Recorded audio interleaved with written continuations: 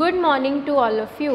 I, Kanika, commit to be vigilant and bear in mind at all times the risk to myself and my colleagues from COVID-19. I promise to take all necessary precautions that prevent the spread of this deadly virus. I promise to follow and encourage others to follow the key COVID appropriate behaviors, to always wear a mask, face cover, especially when in public places, to maintain a minimum distance of 6 feet from others, to wash my hands frequently and thoroughly with soap and water. Together we will win this fight against COVID-19. So students, we are at the chapter Drunken Stupor.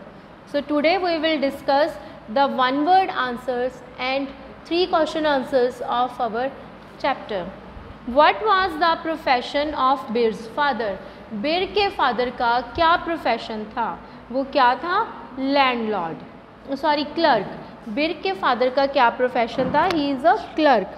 वो क्या था? Clerk. और जो बिर था वो हमारा narrator है इस चैप्टर में. Who did Ishwari tell Bir not to criticise at his home?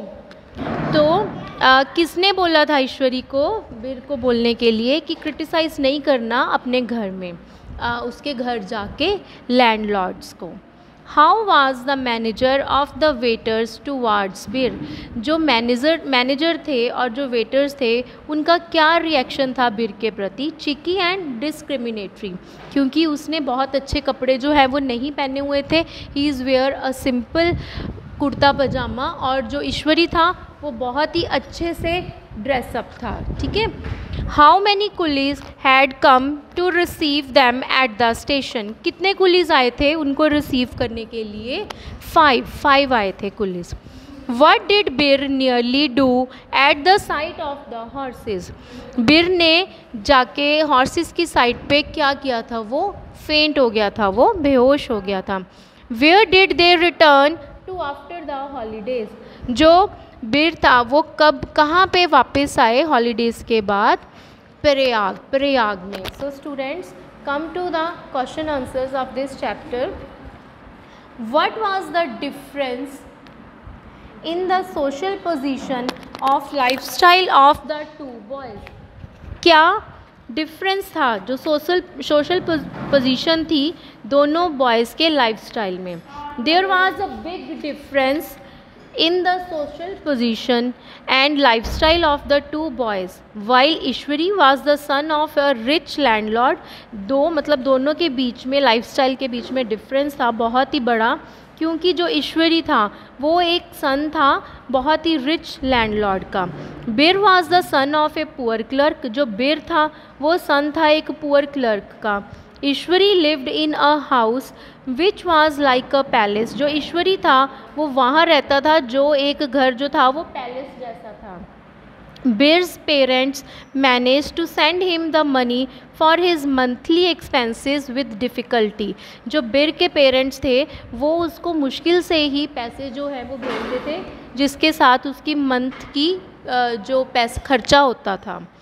Second question, why did the narrator not go home for holidays?